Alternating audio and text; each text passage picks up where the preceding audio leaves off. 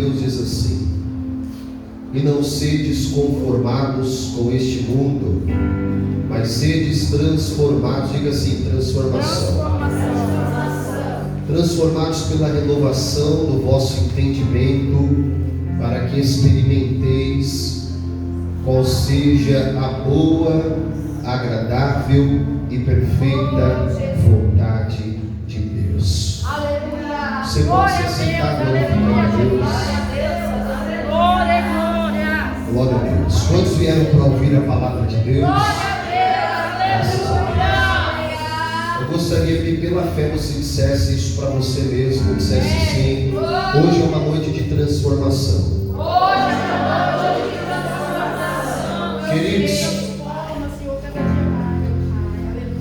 eu agora nesse mês de dezembro é o mês que vence o IPVA do meu veículo. IPVA é o imposto veicular, porque o final da placa do meu veículo é a placa 0. E geralmente ele começa a partir do mês de março. E eu fui notificado que o meu veículo ele tinha recebido uma infração. Na verdade, quem recebeu foi a infração, fui eu. E aí eu tentei reavaliar de quando isso tinha ocorrido. Foi uma viagem que eu fui fazer e eu não conhecia muito bem a trajetória, não conhecia muito bem o caminho. E era um dia que estava noturno, na verdade era uma hora noturna, e eu não conhecia muito bem o caminho, e havia ali um radar de monitoramento, e havia ali uma placa, só que a placa eu não percebi, não notei, e eu não me lembro, acho que a velocidade era 40 por hora, eu não passei muito não, mas eu passei na faixa de 50 ali por hora, e a notificação chegou. Então eu fui autuado, eu recebi uma infração. E por qual motivo? Porque eu quebrei um princípio. E toda quebra de princípio, ele tem uma consequência. Eu quebrei o princípio, a notificação chegou e agora eu tenho que pagar a multa. Pastor, e o que isso tem a ver? Paulo está falando sobre princípios aqui. Paulo está nos ensinando sobre como ser transformado de verdade. Todos nós queremos transformação, todos nós queremos um algo novo de Deus, todos nós na verdade precisamos ser transformados. Porém, os princípios estão aí para serem obedecidos. Por quê? Porque se nós quebrarmos os princípios voltarão para nos quebrar de novo. E há na palavra de Deus um princípio a ser seguido, e aonde que o mundo que nós vivemos, ele tem um padrão. E qual que é o padrão do mundo que nós vivemos? O padrão do mundo que nós vivemos é um padrão que está acostumado a quebrar princípios. Só que na igreja não é assim. A igreja obedece os princípios da palavra de Deus. E eu preciso te dizer uma grande verdade: e aqueles que recebem e obedecem os princípios de Deus, eles têm as suas vidas extremamente abençoadas pela parte de Deus. O problema é que aqueles que querem ser abençoados a todo custo, mesmo que quebram princípios. Mas aí aconteceu o que aconteceu comigo: a infração chega, a multa chega, e uma hora a conta vai ter que pagar. E o apóstolo Paulo está ensinando sobre isso, como ser transformado, a transformação da mente. O mundo atual está acostumado a quebrar esses princípios. E na verdade, o padrão desse mundo é o padrão sobre uma relativização moral.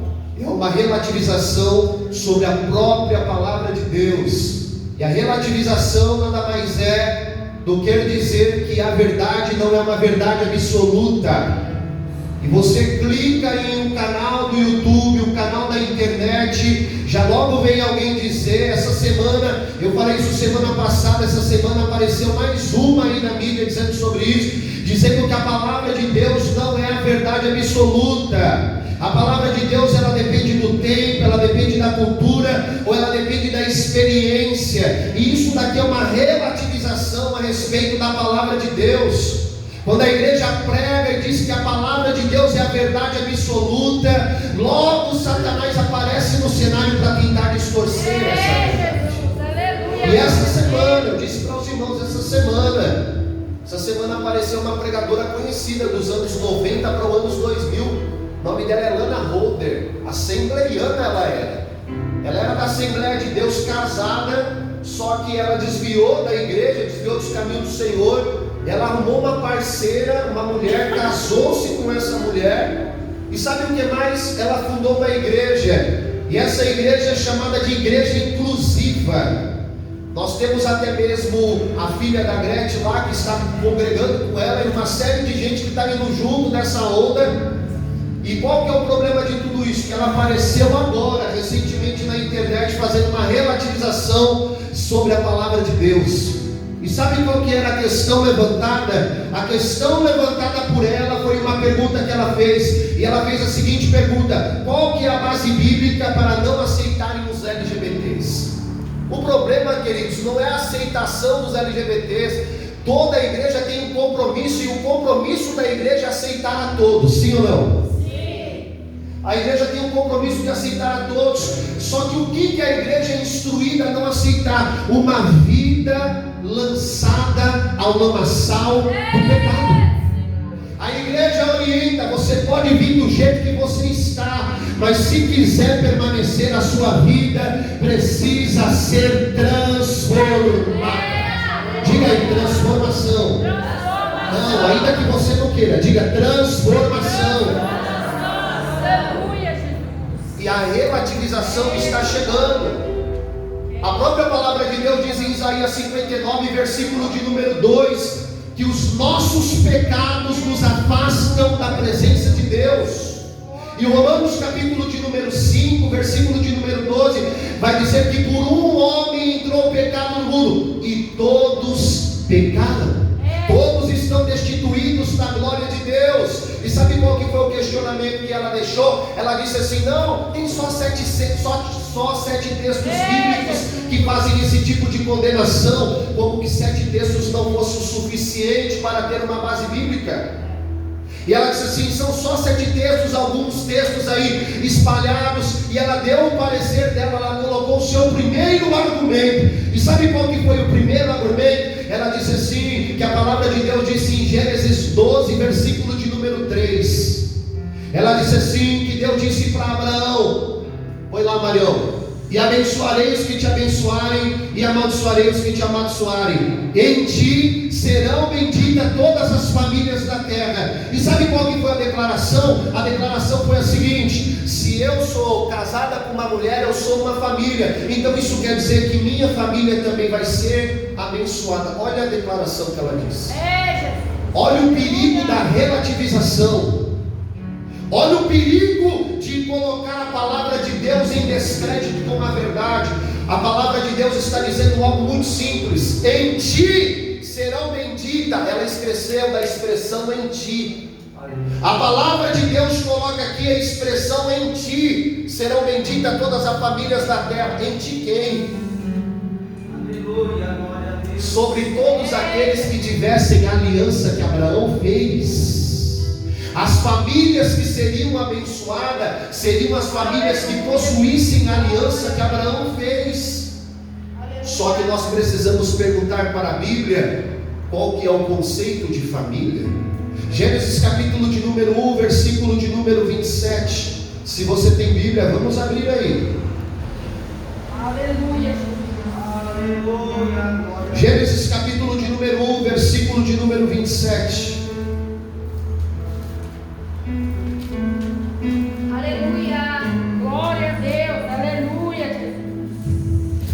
Gênesis 1, 27 diz assim: e criou Deus o homem à sua imagem, a imagem de Deus os criou, homem e mulher os criou. O padrão de família de Deus é um homem e uma. Vamos lá? O padrão de família de Deus é um homem e uma mulher. Se nós lermos um pouquinho mais à frente, no capítulo 2, versículo de número 18, Deus ele vai impetrar a sua bênção sobre essa família. E olha o que Deus diz. E disse o Senhor Deus: não é bom que o homem esteja só, far-lhe-ei uma ajudadora idônea. Então o conceito da palavra de Deus sobre família, ele é estabelecido por um homem, uma mulher e a sua prole, os seus filhos. O conceito de Deus sobre família é estabelecido sobre um homem e uma mulher, ainda que a relativização desses dias vão querer fazer a gente aceitar coisas que são divergentes à palavra de Deus. Não tem problema não, se ninguém tem coragem de falar, Deus me deu coragem para falar. Eu falo, pode ficar tranquilo. Abra sua Bíblia em Gálatas, capítulo de número 3, versículo de número 8. Vamos ver o que o apóstolo Paulo vai dizer a respeito desse texto aqui e sobre essa argumentação que está rodando aí por esse mundo afora. Vamos ouvir o que Paulo vai dizer. Gálatas, capítulo de número 3, versículo de número 8.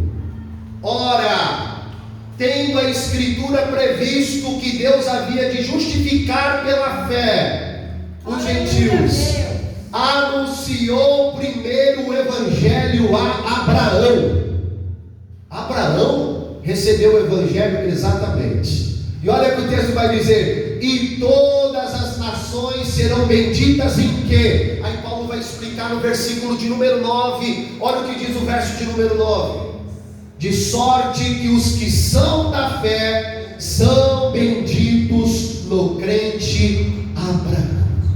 Sabe o que o apóstolo Paulo está dizendo? Que não tem como uma família ser abençoada se ela não tiver aliança depositada na pessoa bendita de Jesus Cristo de Nazaré.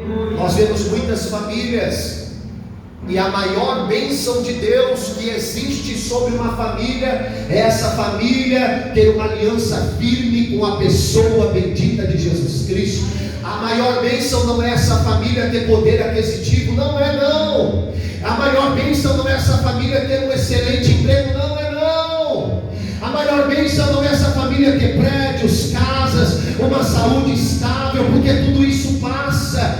O ferrolho vai consumir, a ferrugem vai corroer. A maior bênção que uma família pode ter é ter uma aliança firme na presença do Senhor Jesus Cristo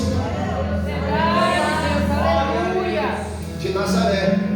A primeira argumentação dela já foi quebrada, e a segunda argumentação foi a seguinte. Ela argumentou que João 3,16, e você conhece o texto, você não precisa nem abrir. O texto diz assim: Deus amou o mundo de tal maneira que deu o seu único filho, para que todo aquele que nele crê não pereça, mas tenha vida eterna. Então ela justificou assim: se Deus amou o mundo, isso significa dizer que Deus amou a mim e a minha família. Só que olha que engraçado essa questão, porque estão confundindo amor com aceitação. Amor é uma coisa, aceitação é outra completamente diferente. Eu gostaria de pedir que você abrisse sua Bíblia em Efésios, capítulo de número 2, versículo de número 4 e versículo de número 5. Eu estou criando um pensamento e você precisa ficar atento aqui agora, hein? Capítulo de número 2, versículo de número 4, versículo de número 5. Abra sua Bíblia para que você não perca nenhum tipo de detalhe. Você que está sem Bíblia, acompanhe com a gente aqui no telão. Capítulo 2, versículo de número 4, versículo de número 5. Diga assim: amor é diferente de aceitação. Você quer ver algo? Você, para quem é mãe aqui? Quem é mãe? Você ama seu filho? Aleluia! Ama seu filho? Sim ou não? Sim. Você aceita tudo que o seu filho faz? Para quem é pai aqui, os paizão aqui, hein, Alex? Você ama seu filho? Ama? Você aceita tudo que o seu filho faz? Está claro que amor é diferente de aceitação. Só que a gente vai ver no texto bíblico, porque assim, uma palavra dessa, ela tem alto índice de rejeição. Só que o texto pregado hoje aqui é para que a nossa mente seja transformada aqui nessa mente. Efésios 2, versículo de número 4, versículo de número 5. Vamos ler o texto. Mas Deus, que é riquíssimo em misericórdia, pelo seu muito amor, com que nos amou. A primeira expressão aqui de Paulo é que Deus tem um amor muito grande. Quem já provou desse amor de Deus, o amor maravilhoso? Aleluia. Só que o texto vai dizer assim: estando nós ainda mortos em nossas ofensas, nos vivificou juntamente com Cristo, e pela graça nós somos salvos. Sabe o que Paulo está dizendo? Paulo está dizendo assim, que Deus nos amou, não foi quando nós éramos bons, não foi quando nós éramos excelentes. O apóstolo Paulo está dizendo assim, que Deus, Ele ofereceu o seu amor, quando cada um de nós estávamos envolvidos no pecado. Esse é o amor de Deus. O nosso amor é incondicional, porque a gente depende de alguma coisa para expressar o amor, para dizer eu te amo. Nós dependemos de uma ação, e dependemos como alguém nos trata, a gente diz que já não ama mais. Só que o amor de Deus é diferente. O texto vai dizer que Deus amou quando nós ainda éramos pecadores. Só que a diferença em amor e em aceitação, nós não somos aceitos por méritos ou por obras. No versículo de número 12, põe aí, Marião, verso de número 12. Vamos ver o que a palavra de Deus diz. Efésios 2, versículo de número 12. Que naquele tempo estavam sem Cristo, separados da comunidade de Israel e estranhos às alianças da promessa, não tendo esperança e sem Deus no mundo. Versículo de número 13. Mas agora em Cristo Jesus, vós que antes estavam longe, já pelo sangue de Cristo chegastes para perto. Sabe qual que é a boa mensagem? A boa mensagem é que antes a gente estava longe, mas o sangue de Jesus nos aproximou. Versículo de número 17, versículo de número 18, Marião. Primeira aproximação, diga assim, o sangue. Segunda aproximação, versículo 17, o texto diz assim: e vindo, ele evangelizou a paz a vós que estavam longe e aos que estavam perto, porque por ele ambos temos acesso ao Pai em o mesmo Espírito. Diga assim, acesso. O texto está dizendo que antes nós estávamos longe, não tínhamos acesso. Por qual motivo? Um pecado fazia separação de nos aproximarmos de Deus. Só que o texto está dizendo que o sangue de Jesus passou sobre a nossa vida, e esse sangue nos deu a oportunidade de se aproximarmos de Jesus novamente. Não estou dizendo que a gente não tem mais pecado, porque nós somos pecadores, mas o sangue de Jesus nos limpa de todo o nosso pecado. Então, o que fica claro que o amor de Deus é diferente de aceitação. Nós amamos os nossos filhos, mas não aceitamos tudo que os nossos filhos fazem. Esse mesmo Jesus que é pregado por aí fora, dizendo que Jesus é só paz e amor, em Marcos capítulo 1, versículo 14, versículo de número 15, Jesus aparece no cenário e diz assim: arrependei-vos. Nós vivemos num cenário que parece que as pessoas só conhecem Jesus, o Jesus do paz e amor, que aceita tudo. Sabe por quê? Porque falar do amor de Jesus é muito simples, irmão. É muito fácil a gente falar do amor de Jesus, porque o amor de Jesus aceita tudo para alguns. Só que poucos conhecem esse Jesus que apareceu no cenário dizendo assim: é chegado o reino dos céus, e para poder entrar no reino dos céus precisa ter arrependimento. Sabe qual é a palavra aqui?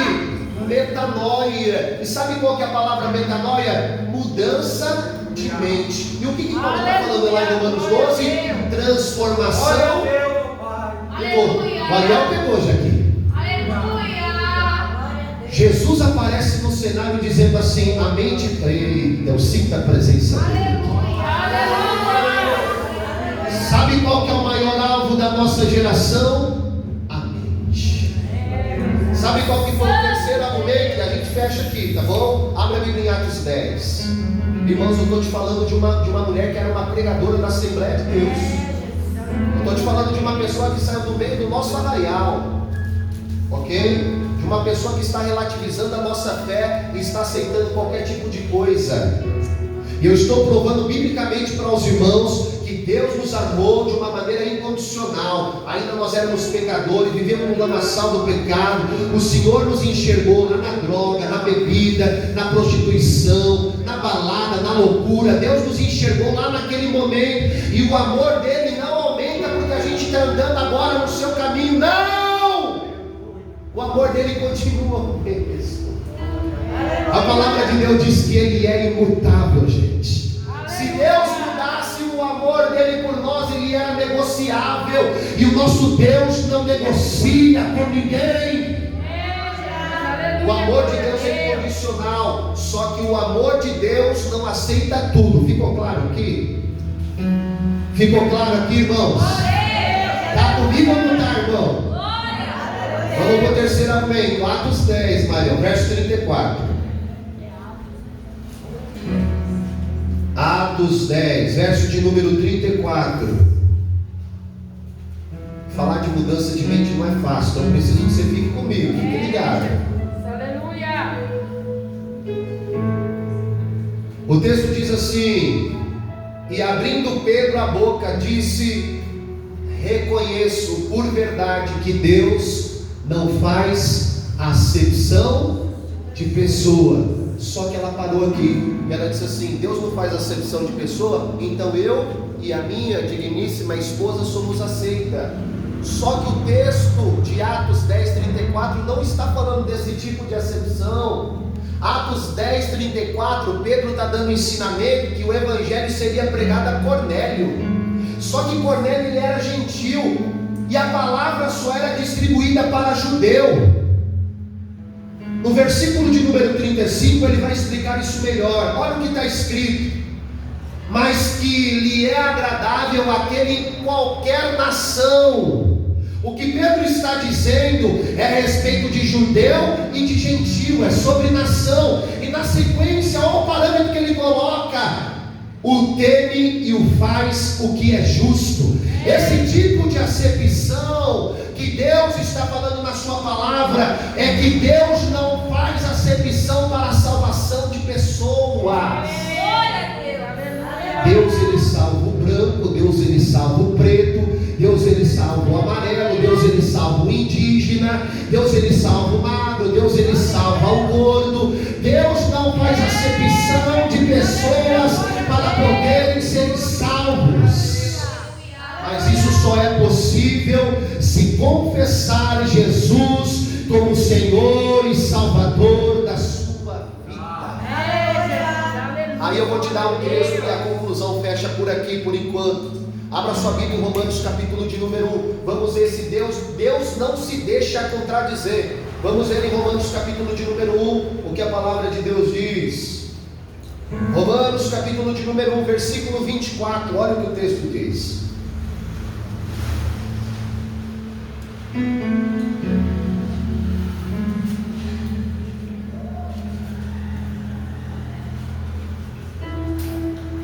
Por isso também Deus os entregou a concupiscências de seus corações, a imundícia, para desonrarem seus corpos entre si.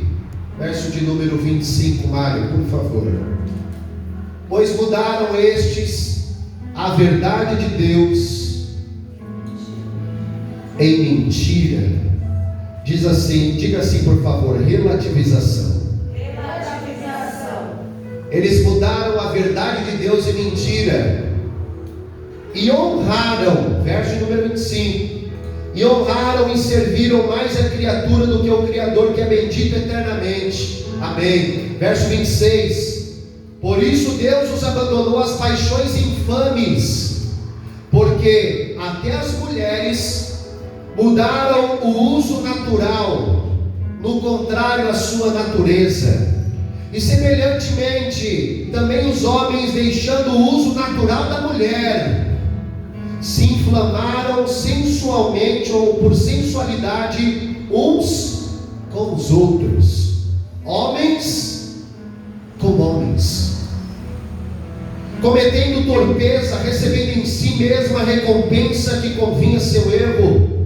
E como eles não se importaram de ter conhecimento de Deus, assim Deus os entregou a um sentimento perverso para fazerem coisas que não convém. Eu vou te dar mais um texto. 1 Coríntios capítulo de número 6, versículo de número 9, versículo de número 10.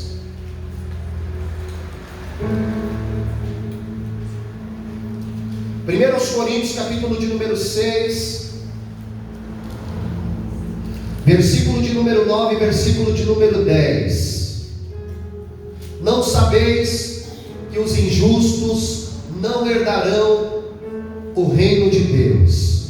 Versículo de número 10. Não erreis, nem os fornicadores, nem os idólatras, nem os adúlteros, nem os...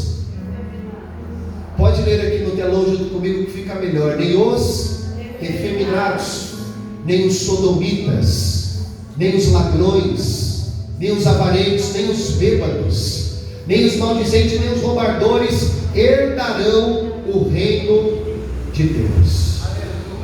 Aleluia. Glória a Deus. A internet vai dizer para você o seguinte: o amor de Deus te aceita do jeitinho que você é. Só que a pregação genuína do Evangelho é: o amor de Deus não te aceita do jeito que você é. Por quê? Porque senão nós não precisaríamos de Jesus para podermos transformar a nossa vida. Quem está comigo aqui nessa manhã? Eu sei que o índice de rejeição é alto, eu sei disso, eu sei do que eu estou falando. O índice de rejeição é alto e pouca gente, Juarez, quer falar sobre isso aqui. Pouca gente tem coragem de falar sobre isso aqui. Mas o que eu posso fazer se está escrito na palavra de Deus? Isso aqui não é coisa da cabeça do pastor Fábio. Isso aqui é palavra de Deus. Não vem com essa que Deus aceita todas as coisas. O amor de Deus resgata do pecado, resgata. Mas eu preciso receber a Jesus para ter transformação sobre a minha vida. Só quem quer ter transformação sobre a sua mente, sobre a sua vida, sobre a sua vida.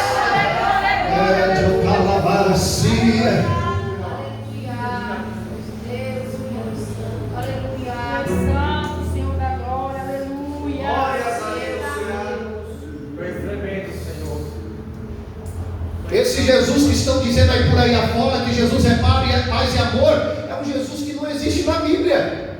Porque o próprio Jesus que está fazendo condenação para certo tipo de assuntos, estão pregando dizendo: não, fica aí do jeito que você está mesmo, está tudo certo. O meu compromisso é naquele grande dia chegar e apresentar a alma de cada um de vocês diante do meu Senhor. E ai de mim se eu não fizer isso.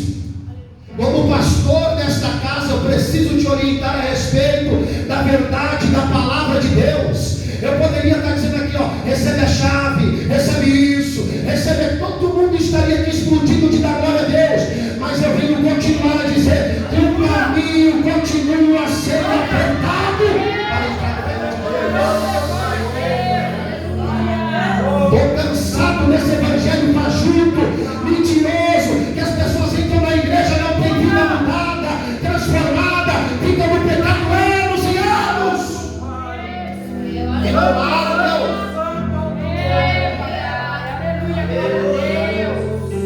Jesus tem incomodado o meu espírito, Alex tem me dado coragem para falar nesse púlpito aqui.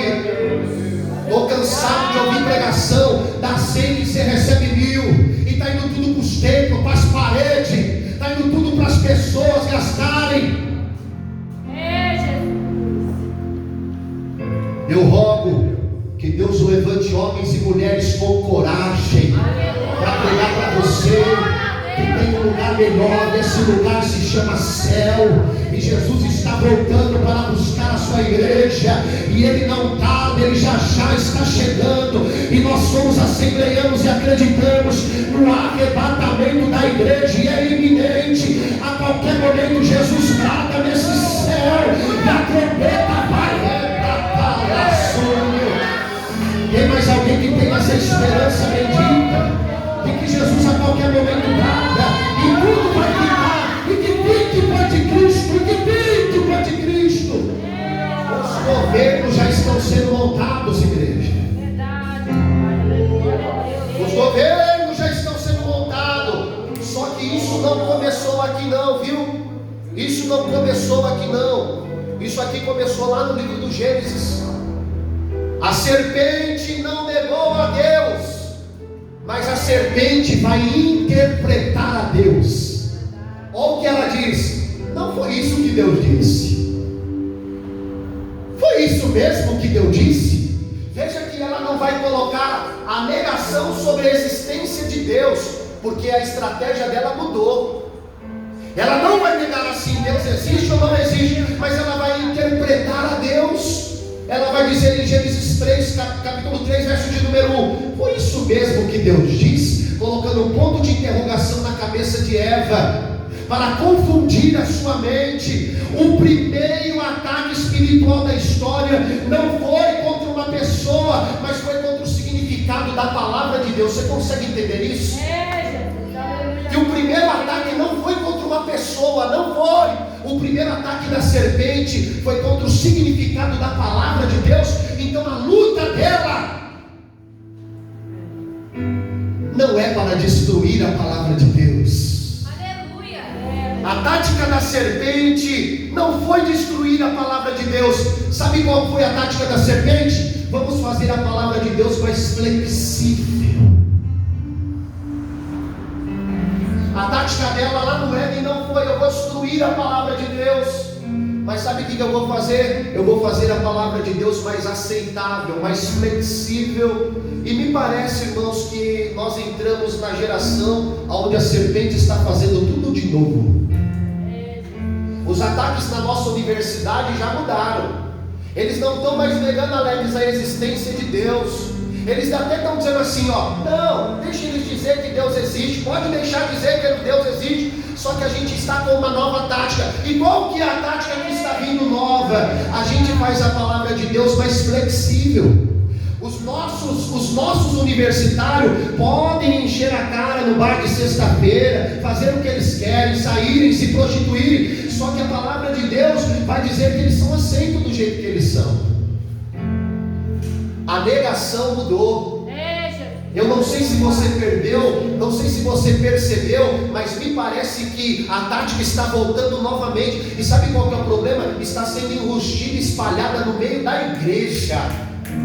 Muitas coisas estão sendo enrustidas, espalhadas no meio da igreja. A relativização, para que a verdade não seja absoluta, é uma relativização, sabe?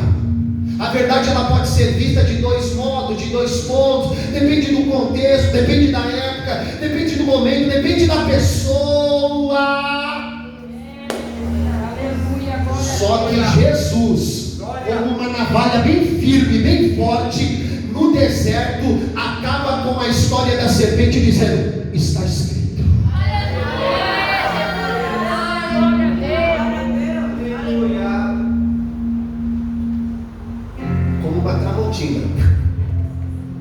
No deserto, sem invenção, sem modernização, Jesus vai dizer assim para Satanás: está escrito.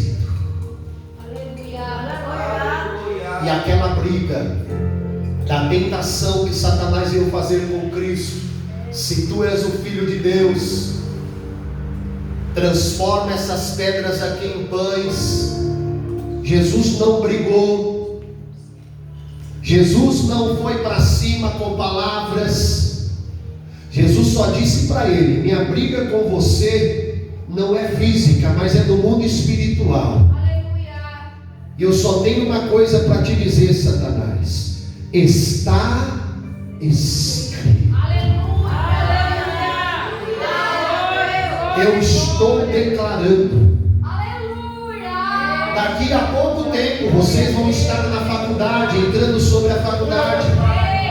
E a relativização vai chegar para bater na porta de vocês, dizendo assim, ó, é isso mesmo que Deus disse. Negocie o seu princípio, negocie o que você aprendeu, negocie aquilo que aquele pastor falou para vocês às quintas-feiras. Negocia, vive aquilo outro. Mas eu declaro que a palavra de vocês vai ser: está escrito, está escrito, está escrito, está escrito, está escrito, está. Eu estou declarando que os jovens dessa igreja, nenhum deles vão se perder. Quem assim acredita?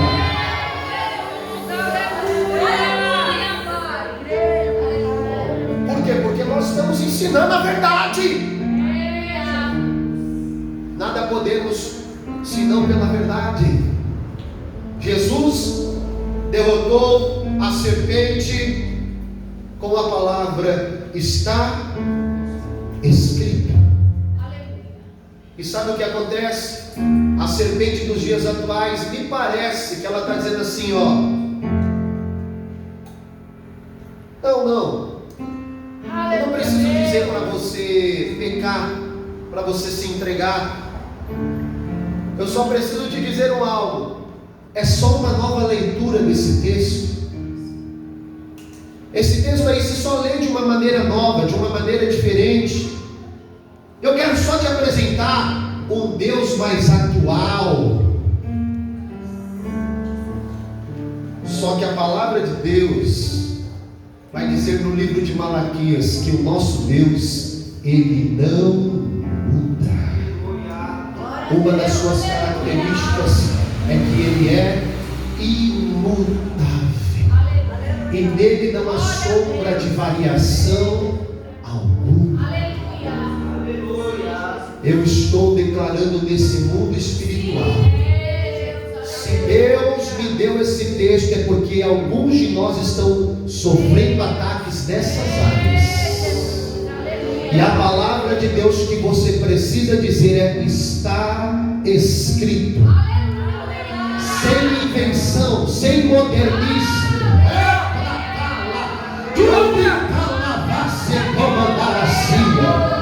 Eu estou declarando que essa igreja vai voltar a cantar os louvores bíblicos referentes à palavra de Deus. Está escrito e nada mais. Está escrito e nada mais. Nós não queremos negócio com a serpente que está ludibriando e relativizando. A mesma coisa que aconteceu no Éden. A mesma coisa. A relativização está aí. E Jesus a venceu com o poder da palavra. A gente finaliza aqui. Nós finalizamos aqui.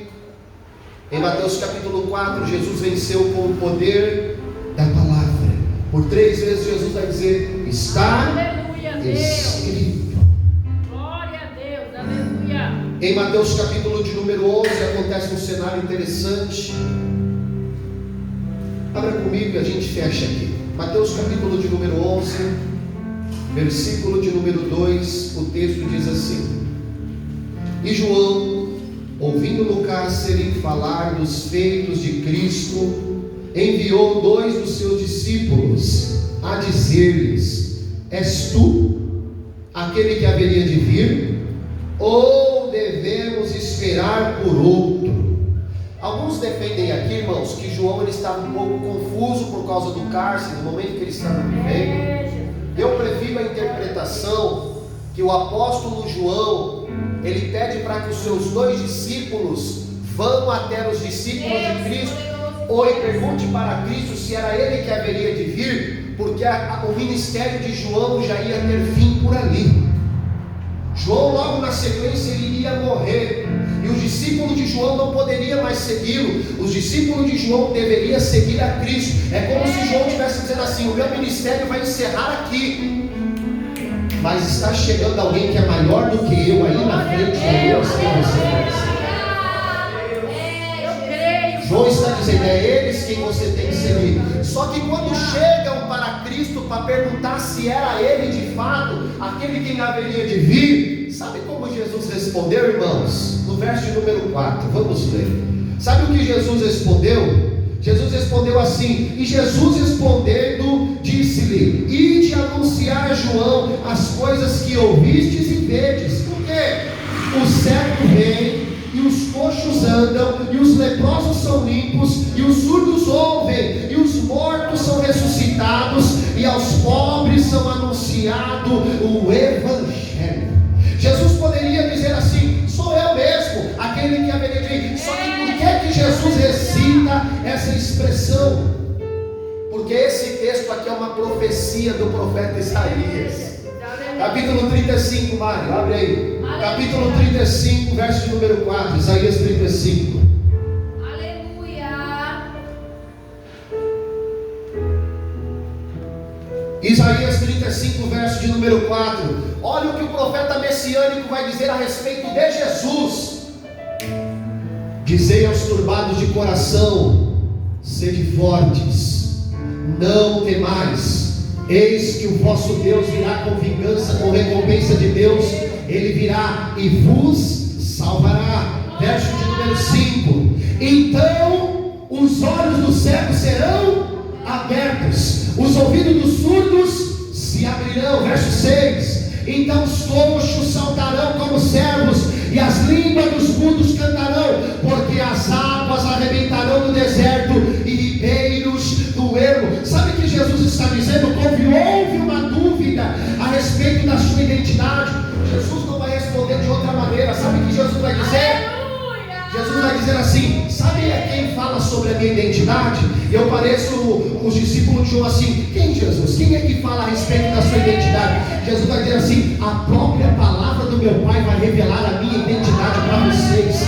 Por quê? Porque o profeta Isaías, no capítulo 35, profetizou que esses sinais um dia chegariam. E quando esses sinais chegassem, revelariam o Messias, que chegaria com salvação para a humanidade. Ei, João, se lembra da profecia do profeta Isaías? Se lembra? Então a identidade minha é verdadeira. Sou eu, João. Sou eu, João. Sou eu, João.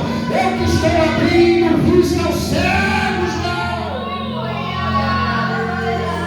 A identidade sua, ela não pode ser firmada por ninguém, por nenhum momento que você tenha vivido no passado. A sua identidade é firmada pela palavra e a voz. Porque eu já ouvi de alguém dizer assim: esse não presta, não vai dar certo. Esse daí, esse daí vai seguir o mesmo caminho do pai, o mesmo caminho que o pai trilhou, o caminho de droga, o caminho de abandono, o caminho de rompimento de casamento, o caminho obscuro, o caminho de abandono dos filhos. Esse daí vai receber a mesma sentença do pai. Já vejo indo pelo mesmo caminho que o pai está trilhando, porque eu estava na minha adolescência, não sabia muito bem o que eu queria da vida, mas nesse caminho de loucura, o grandão da Galileia me encontrou. Naquele cenário perdido, Jesus me achou. E a minha identidade não foi firmada porque alguém disse que eu seria alguma coisa. A minha identidade está sendo firmada porque a palavra de Deus diz.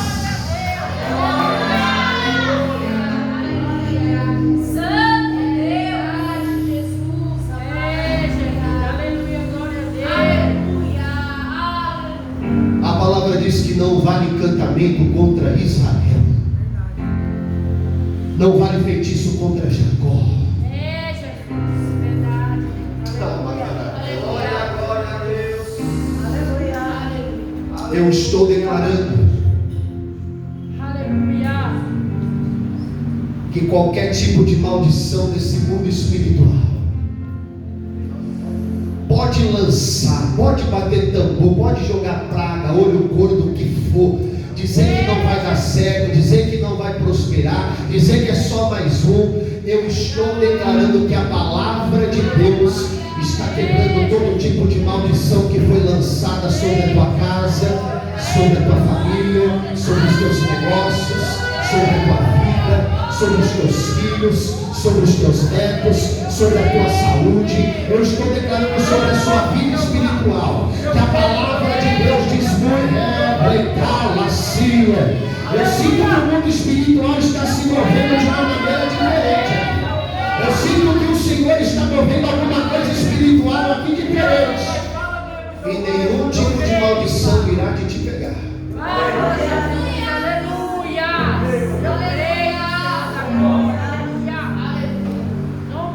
A identidade é formada pela...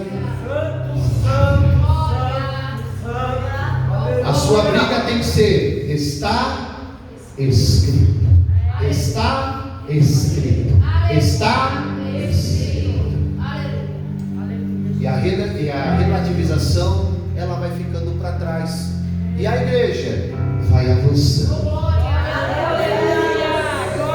A mentira da serpente, é por isso que ela tem a língua cortada. Ela fala ao mesmo tempo uma meia verdade e uma meia mentira. E uma meia mentira já é por inteira. Uma meia verdade já é uma mentira inteira.